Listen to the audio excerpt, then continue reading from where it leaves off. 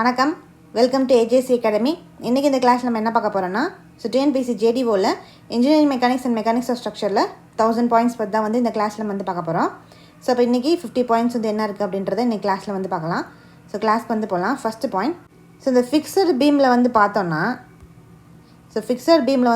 இந்த fixed end moment ஒவ்வொரு செக்ஷன்லேயும் எதை ரெடியூஸ் பண்ணோம் அப்படின்னு பார்த்தோன்னா பெண்டிங் மொமெண்ட்டை ரெடியூஸ் பண்ணோம். ஸோ ஃபிக்ஸட் பீம் நம்ம யூஸ் பண்ணும் போது அந்த ஃபிக்ஸட் எண்ட் மொமெண்ட் அந்த செக்ஷனில் எதை குறைக்கும்னு பார்த்தோன்னா பெண்டிங் மொமெண்ட் ரெடியூஸ் பண்ணோம். அதே மாதிரி இந்த ஃபிக்ஸட் பீமில் மேக்ஸிமம் டிஃப்ளெக்ஷனும் ரெடியூஸ் ஆகும். நெக்ஸ்ட் பாயிண்ட், ஸோ இப்போ ஃபிக்ஸடு எண்ட் மொமெண்ட் அப்படின்றது என்னென்னு பார்த்தோன்னா, இந்த சப்போர்ட்ஸோட எண்டில் ஒரு மொமெண்ட் ப்ரொடியூஸ் ஆகும். ஸோ அந்த ப்ரொடியூஸ் ஆகக்கூடிய அந்த மொமெண்ட்டை தான் நம்ம என்ன சொல்கிறோன்னா ஃபிக்ஸட் எண்ட் மொமெண்ட் அப்படின்னு சொல்லி டினோட் பண்ணுறோம். ஸோ இந்த மொமெண்ட் டிஸ்ட்ரிபியூஷன் மெத்தடில் நம்ம எந்த பீம் யூஸ் பண்ணுவோம்னு பார்த்தோன்னா, பொதுவாக அஷ்யூம் பண்ணிக்கிறோம்னா ஃபிக்ஸட் பீம் தான் அஷ்யூம் பண்ணிக்கிறோம். அப்போ அந்த ஃபிக்ஸட் பீமில் எடுத்துக்கிறனால அதில் ஃபிக்ஸட் எண்ட் மொமெண்ட்டை எப்படி டிஃபைன் பண்ணுறாங்கன்னா, அந்த ஃபிக்ஸட் பீமில் அதோட சப்போர்ட்டோட எண்டில் பார்த்தோன்னா மொமெண்ட் கிரியேட் ஆகுது. அந்த மொமெண்ட்டை தான் நம்ம என்ன சொல்கிறோன்னா ஃபிக்ஸட் எண்ட் மொமெண்ட் அப்படின்னு சொல்லி டினோட் பண்ணுறோம். அப்போ எம்எஃப்ஏபி ஈக்குவல் டு எம்எஃபிஏ இது எல்லாமே பார்த்தோன்னா fixed moment at A and at B. Fixed moment at ஏல எம்எஃப்ஏபி அப்படின்னு சொல்லுவோம். ஃபிக்ஸட் மொமெண்ட் அட் பியில் எம்எஃபிஏ அப்படின்னு சொல்லி டினோட் பண்ணுறோம். ஸோ நெக்ஸ்ட் பாயிண்ட், இந்த மொமெண்ட் டிஸ்ட்ரிபியூஷன் மெத்தட் எப்போ கண்டுபிடிச்சிருக்காங்க அப்படின்னு பார்த்தோன்னா 1932 இந்த மொமெண்ட் டிஸ்ட்ரிபியூஷன் மெத்தட் இன்ட்ரடியூஸ் பண்ணியிருக்காங்க. So far end, so fixed பீமுக்கும் கண்டினியூஸ் பீமுக்கும் ஃபார் எண்டு கண்டிஷனாக இருக்கும் போது அப்போ இந்த ஸ்டிஃப்னஸ் ஃபார்முலா என்னன்னு பார்த்தோன்னா K = I/L. Next point, so carry over moment அப்படின்றது எப்படி டிஃபைன் பண்ணுறாங்கன்னா, இந்த பீமில் ஸோ இந்த ஃபிக்ஸட் பீமில் பார்த்தோன்னா பாயிண்ட் ஏலேருந்து ஒரு மொமெண்ட் க்ரியேட் ஆகுது. அந்த க்ரியேட் ஆகக்கூடிய இந்த மொமெண்ட்டை எது ரிசீவ் பண்ணிக்குதுன்னு பார்த்தோன்னா இந்த பீம் ரிசீவ் பண்ணிக்குது. ஸோ பாயிண்ட் ஏல மொமெண்ட் க்ரியேட் ஆகுது. அந்த க்ரியேட் ஆகக்கூடிய மொமெண்ட்டை எது ரிசீவ் பண்ணிக்குதுன்னா பீம் ரிசீவ் பண்ணிக்குது.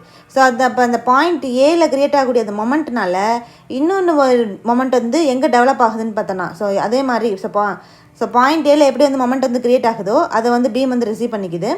அதே மாதிரி இந்த எண்டு கண்டிஷன்னால் மொமெண்ட் பியில், ஸோ பாயிண்ட் பியில் மொமெண்ட் டெவலப் ஆகுது.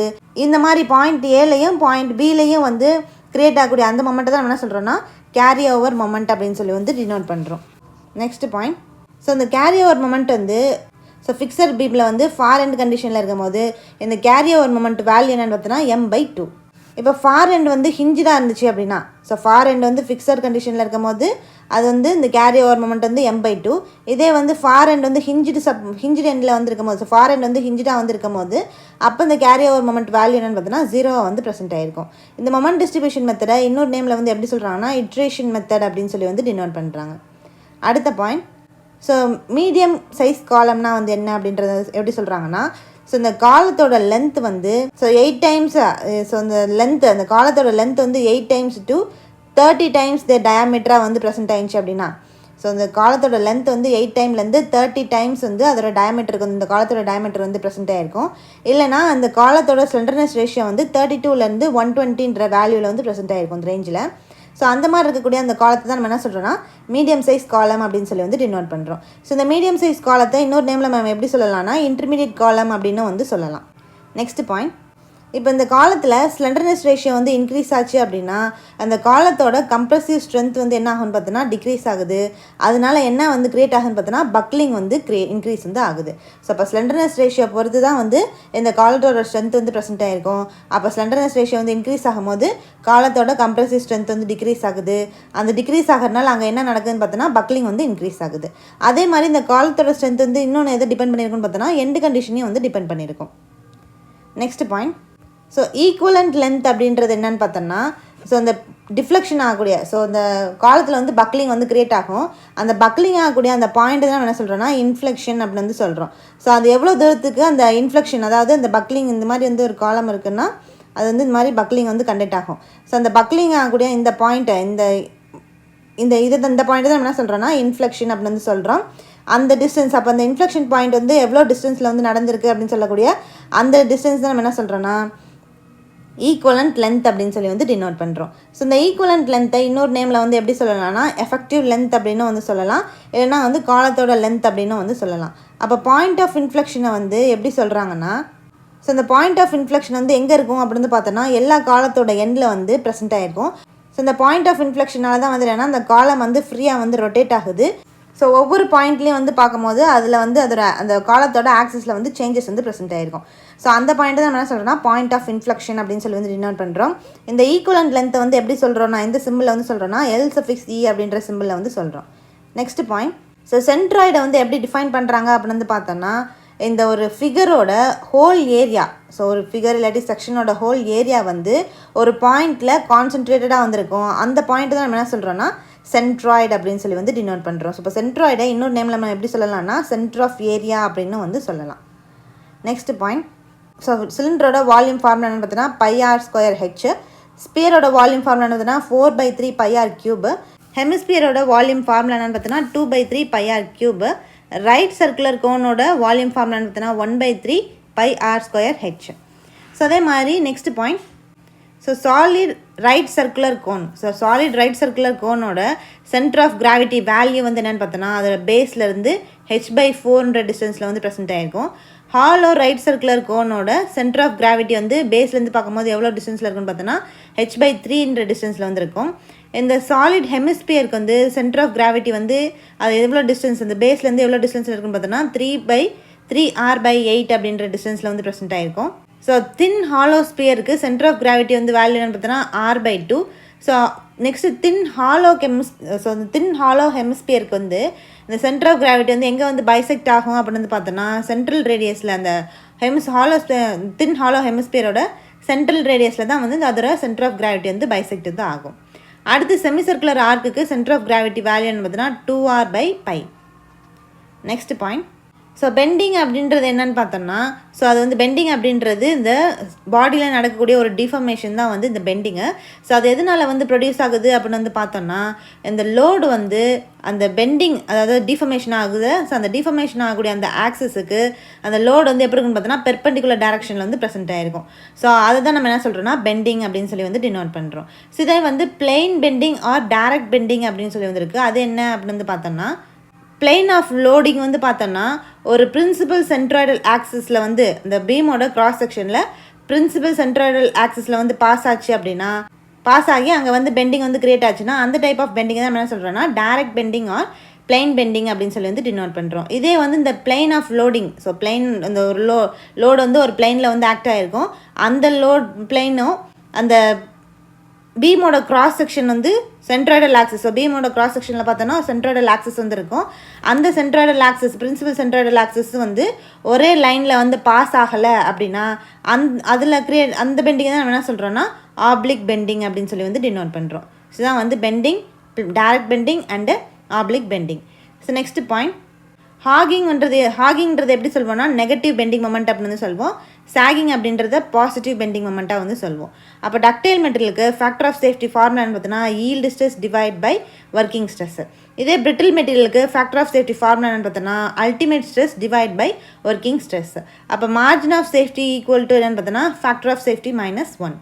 நெக்ஸ்ட் பாயிண்ட், ஸோ இந்த பாய்சன்ஸ் ரேஷியோ வந்து மேக்ஸிமமாக எந்த மெட்டீரியலுக்கு வந்து ப்ரெசென்ட் ஆகிருக்கும் அப்படின்னு வந்து பார்த்தோன்னா ஐடியல் எலாஸ்டிக் இன்கம்ப்ரெசிபிள் மெட்டீரியலுக்கு தான் வந்து இந்த பாய்சன்ஸ் ரேஷியோ 0.5, அதாவது மேக்ஸிமம் வேல்யூ வந்து ப்ரெசென்ட் ஆகிருக்கும், அதான் வந்து 0.5. அதே மாதிரி இந்த ஐடியல் எலாஸ்டிக் கம்ப்ரெசிபிள் மெட்டீரியலுக்கு வந்து வால்யூமெட்ரிக் ஸ்ட்ரெயின் வேல்யூ எவ்வளோ இருக்கும் பார்த்தோன்னா 0 வந்து ப்ரெசென்ட் ஆகிருக்கும். நெக்ஸ்ட் பாயிண்ட், ஸோ இது வந்து சம் வந்து என்னன்றதை பார்க்கலாம். The bulk modulus of velocity of a material is twice its modulus of rigidity. The Poisson's ratio of the material is. So இப்போ இந்த சம்மில் வந்து என்ன கொடுத்துருக்காங்க, இந்த bulk modulus of velocity. So bulk modulus of velocity அப்படின்றது K, அது வந்து எப்படி இருக்குன்னு பார்த்தோன்னா ஈக்குவல் டு ட்வைஸ் இட்ஸ் அந்த பல்க் மாடுலஸ் ஆஃப் வெலாசிட்டி வந்து 2 மடங்கு of 2 times of modulus of rigidity, அதாவது 2 times ஆஃப் மாடுலஸ் ஆஃப் ரிஜிடிட்டியாக வந்து ப்ரெசென்ட் ஆயிருக்கு அப்படின்னு சொல்லி வந்து கொடுத்துட்டாங்க. அப்போ அதுக்கு பாய்சன்ஸ் ரேஷியோ வந்து என்ன, மியூ வேல்யூ வந்து என்ன அப்படின்றத கண்டுபிடிக்க சொல்லியிருக்காங்க. ஸோ அப்போ இதுக்கு கண்டிஷன் வந்து கொடுத்துட்டாங்க. இந்த கண்டிஷனை வச்சு நம்ம ஃபார்முலா சப்ஸ்டியூட் பண்ணி ஆன்சர் வந்து கண்டுபிடிக்க போகிறோம். அப்போ கண்டிஷன் வந்து நம்மளுக்கு k = 2c, நம்மளுக்கு ஃபார்முலா என்னென்னு பார்த்தோன்னா E = 2c × 1 + μ. ஸோ அதே மாதிரி இந்த ஈக்கு வந்து இன்னொரு ஃபார்முலான்னு பார்த்தோன்னா 3k × 1 - 2μ. ஸோ இது ரெண்டுமே வந்து ஈயோட ஃபார்முலா. அந்த அதுலேருந்து நம்ம என்ன கண்டுபிடிக்க போகிறோம்னா மியூ வந்து கண்டுபிடிக்க போகிறோம். ஸோ அப்போ இதில் வந்து நம்ம இந்த k = 2c வந்து சப்ஸ்டியூட் பண்ணலாமா? ஸோ அப்போ 2c இதை வந்து அப்படியே வச்சுட்டு 2c × 1 + μ அப்படியே வச்சுட்டு இங்கே 3k அப்படின்னு சொல்லியிருக்கு. அந்த k இருக்க இடத்துல நம்ம என்ன சப்ஸ்டியூட் பண்ண போகிறோம்னா 2c வந்து சப்ஸ்டியூட் பண்ண போகிறோம். அப்போ 2c சப்ஸ்டியூட் பண்ணோம்னா நம்மளுக்கு 6c வருமா? அப்போ 6c × 1 - 2μ அப்படின்னு சொல்லி வந்து கிடைக்கும். ஸோ அப்போ இது எல்லாத்தையும் வந்து ஈக்குவேட் பண்ணோன்னா நம்மளுக்கு வந்து என்ன மியூ வேல்யூ கிடைக்குதுன்னு பார்த்தோன்னா மியூ = 2/7 அப்படின்னு சொல்லி வந்து கிடைக்கும். ஸோ இதான் வந்து இந்த கண்டிஷன் கொடுத்து மியூ வேல்யூ வந்து கண்டுபிடிக்கக்கூடிய சம். நெக்ஸ்ட் சம் வந்து பார்க்கலாம். A steel cable of 2 cm diameter is used to lift a load of 500 kg. Given that E = 2 × 10⁶ kg/cm² and length of the cable is 10 meter. Elongation of the cable due to load will be. So இப்போ இந்த சம்மில் வந்து என்ன கொடுத்துருக்காங்க, ஒரு steel cable வந்துருக்கு. அந்த கேபிளோட diameter எவ்வளோன்னு பார்த்தோன்னா 2 cm. ஸோ அந்த கேபிள் அந்த ஸ்டீல் கேபிள்னால எவ்வளோ லோடை வந்து லிஃப்ட் பண்ண முடியுது அப்படின்னு பார்த்தோன்னா 500 kg அப்படின்ற லோடை வந்து லிஃப்ட் பண்ண முடியுது. அதே மாதிரி ஈ வேல்யூ வந்து கொடுத்துட்டாங்க. இந்த கேபிளோட லென்த்து கொடுத்துட்டாங்க. என்ன கண்டுபிடிக்க சொல்லியிருக்காங்கன்னா அந்த கேபிளோட எலாங்கேஷன் வேல்யூ வந்து என்ன அப்படின்றத கண்டுபிடிக்க சொல்லியிருக்காங்க. அப்போ இதுக்கு ஃபார்முலான்னு பார்த்தோன்னா ∆L = PL/AE. நம்மளுக்கு வந்து P எவ்வளோ கொடுத்துருக்காங்க 500 அப்படின்னு சொல்லி கொடுத்துருக்காங்க. அது அப்படியே வந்து போட்டுறோம். L வந்து நம்மளுக்கு ஸோ 10 மீட்டர்னு சொல்லி வந்து கொடுத்துட்டாங்க. அதை வந்து நம்ம வந்து சென்டிமீட்டரில் வந்து மாற்றிக்கிறோம். ஸோ அதுக்கப்புறம் வந்து பார்த்தோன்னா ஏரியா நம்மளுக்கு வந்து டயமீட்டர் வேல்யூ வந்து எவ்வளோ கொடுத்துருக்காங்க 2 cm அப்படின்னு சொல்லி வந்து கொடுத்துருக்காங்க. π/4 × d², 2 × 2 இன்ட்டு நம்மளுக்கு ஈ வேல்யூ வந்து 2 × 10⁶ அப்படின்னு சொல்லி வந்து கொடுத்துருக்காங்க. ஸோ எல்லாத்தையும் வந்து ஈக்குவேட் பண்ணோன்னா நம்மளுக்கு ∆L வேல்யூ எவ்வளோ வரும்னு பார்த்தோன்னா 0.25 cm அப்படின்னு சொல்லி வந்து கிடைக்கும். ஸோ நெக்ஸ்ட் பாயிண்ட் வந்து பார்க்கலாம். ஸோ டெனாசிட்டி அப்படின்றது என்னென்னு பார்த்தோன்னா, ஸோ டெனாசிட்டி அப்படின்றது என்ன டிஃபைன் பண்ணுறாங்கன்னா, ஸோ இந்த மெட்டலுக்கு வந்து எந்த அளவுக்கு டென்சைல் ஃபோர்ஸை வந்து ஃபெயிலியர் ஆகாமல் வித்ஸ்டாண்ட் பண்ணக்கூடிய அந்த எபிலிட்டியை தான் நம்ம என்ன சொல்கிறோம்னா டெனாசிட்டி அப்படின்னு சொல்லி வந்து டினோட் பண்ணுறோம். ஸோ டெனாசிட்டி அப்படின்றது டென்சைல் ஃபோர்ஸில் ஃபெயிலியர் இல்லாமல் அந்த மெட்டீரியல் வந்து எந்த அளவுக்கு வித்ஸ்டாண்ட் பண்ணி நிற்கிதோ அந்த டைப் ஆஃப் மெட்டீரியல் தான் என்ன சொல்கிறோம்னா அதுதான் வந்து டெனாசிட்டி அப்படின்னு சொல்லி வந்து டினோட் பண்ணுறோம். அப்போ டெனாஷியஸ் மெட்டல்ஸ்லாம் வந்து என்னென்னு பார்த்தோன்னா mild steel, wrought iron, copper இதெல்லாமே வந்து டெனாஷியஸ் மெட்டலாக வந்து ப்ரெசென்ட் ஆகிருக்கும். அடுத்த பாயிண்ட், ஸோ டஃப்னஸுக்கு இன்னொரு டெஃபினேஷன் வந்து கொடுத்துருக்காங்க. ஸோ அது என்னன்றதை பார்க்கலாம். ஸோ டஃப்னஸ் அப்படின்றது எப்படி சொல்கிறாங்கன்னா எந்த அளவுக்கு அந்த மெட்டீரியல் வந்து எலாஸ்டிக் அந்த எனர்ஜியை வந்து அப்சர்வ் பண்ணுது. ஸோ அந்த பிளாஸ்டிக் டிஃபர்மேஷன், அதாவது எலாஸ்டிக் டிஃபர்மேஷன்றது அந்த லோடு வந்து ரிமூவ் ஆனதுக்கப்புறம் திருப்பி வந்து அதோட ஒரிஜினல் பொசிஷனுக்கு வந்து போயிடும். பிளாஸ்டிக் டிஃபர்மேஷன் அப்படின்றது ஒரிஜினல் பொசிஷனுக்கு போகாது. அந்த டிஃபர்மேஷன் வந்து அப்படியே வந்திருக்கும், ஆனால் ஃபெயிலியர் வந்து நடக்காது.